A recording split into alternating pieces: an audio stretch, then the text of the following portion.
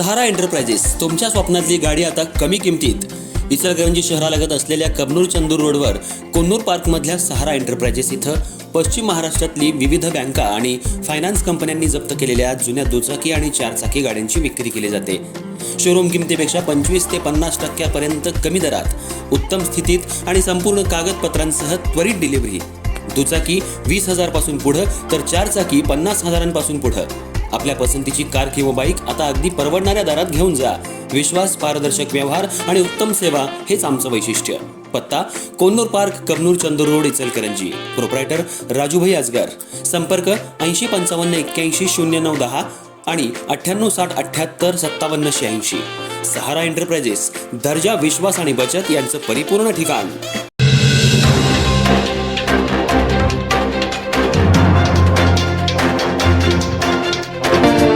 नमस्कार, मी तेजस्विनी मगदूम. एम मराठीमध्ये आपल्या सर्वांचं स्वागत आहे. पाहूयात ठळक घडामोडी. इचलकरंजी महानगरपालिकेच्या पहिल्या निवडणुकीच्या पार्श्वभूमीवर राजकीय वातावरण चांगलंच तापलेलं आहे. त्याबरोबर इच्छुक उमेदवारांनी मोठ्या प्रमाणात अर्ज दाखल केलेले आहेत. मात्र निष्ठावान कार्यकर्त्यांना डावलून धनदांडग्या नेत्यांना तिकीट देण्याचं काम हे भाजप आणि शिवसेना करत आहे. त्यामुळं प्रभाग क्रमांक 9मध्ये भाजपचे अनेक वर्षापासून काम करत असलेले आकाश माने हे इच्छुक उमेदवार म्हणून निवडणुकीत रिंगणात उभारले आहेत. मात्र त्यांना तिकीट नाकारल्यामुळे नागरिकांमध्ये संतापाचे वातावरण पसरलेलं आहे. काय सांगशील मावशी? आकाश माने हा 15 वर्षापासून काम करत आहे. काम त्यांनी चांगलं केलेलं आहे. त्याला तिकीट मिळावं ही आमची अपेक्षा आहे. धनदांडग्यांना तिकीट देऊन सर्वसामान्य तळागाळातील कार्यकर्त्याला तिकीट नाकारलेलं आहे. काय सांगणार? तिकीटही मिळायलाच पाहिजे. लहान मुलंपणापासून राबलेले असतात मुलं. ते काय जेवणापाण्याचा खेळ आहे. ते राजकारणी करतात. मोठमोठी लोक पैसेवान बघतात.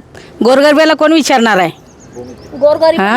गोरगरिबांना जर असं करत असलं तर मग आम्हाला पाहिजे कशाला राजकारणात नेत्यान भीते? तर काय नको आहे आम्हाला आता सध्या. आपल्यासोबत आणखी काही नागरिक आहेत, त्यांच्याशी आपण जाणून घ्या. गेली 15 वर्ष झालं आकाश माने भाजपच्या माध्यमातून इथं काम करत आला आहे. पक्षाचं असू दे किंवा स्वखर्चातनं इथं जे त्याने सामाजिक कामं केले तर त्या सामाजिक कामाची त्याला पोचपावती म्हणून पक्षाने त्यांचा विचार केला पाहिजे. कारण जनतेत त्याच्याबद्दल सगळीकडेच आता बघितलं तर वातावरण आकाश मानेला सगळीकडे पाठिंबा आहे. तरी जनतेने त्याच्या पाठीशी उभा राहायला पाहिजे आणि राहणारच आहे. त्याच्यामुळे पक्षाने याचा विचार केलाच पाहिजे. असा नेता आम्हाला स्थानिक म्हणून इथं हवा आहे. तर त्याचा विचार करा सगळ्यांनीच. सर्वसामान्यांचा, गरिबांचा नेता म्हणून ओळखलं जाते या भागात. काय सांगणार? पदाचे पैसे खर्च करून राजकारण करण्यात कुणाच्यात दम नाही आहे. पण त्यानं वैयक्तिक लहानपणापासून पदाचे पैसे खर्च करून स्वतः राजकारण केलं आहे. हा लालनगर, नारायणनगर, सुतारमाळ हा काँग्रेसचा बालेकिल्ला होता. म्हणजे वादळामध्ये जसं दिवा लावतात तसं त्यानं भाजपचा झेंडा इथं लावून त्यानं भाजप लावला. आणि त्या तुम्ही उमेदवाराला जर तुम्ही तिकीट जर देत नसाल मग काय करायचं सांगा तुम्हीच?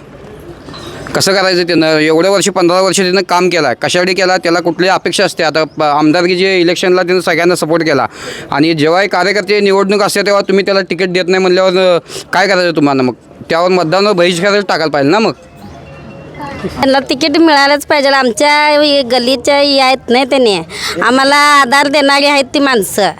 त्यांना निवडून आम्ही आणणार. त्यांच्यासाठी आम्हाला काय तर तिकीट पाहिजेलच आहे. त्या गोष्टीसाठी आम्ही त्यांच्यासाठी हाय खंपणानं उभा आहे. आगे बघा साथ आहे. आकाश मानाला तिकीट मिळालंच पाहिजे. याच्यासाठी आमचे रस्ते करून द्यायला पाहिजे. आमच्याकडे लक्ष देत नाहीत कोण. बोर नाही, रस्ते सगळे नाही. आम्ही पायानं असं अपंग आहे.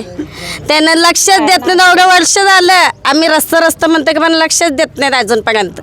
म्हणून आम्ही आकाश मानाला तिकीट मिळासाठी आम्ही एवढं कटपट करायला.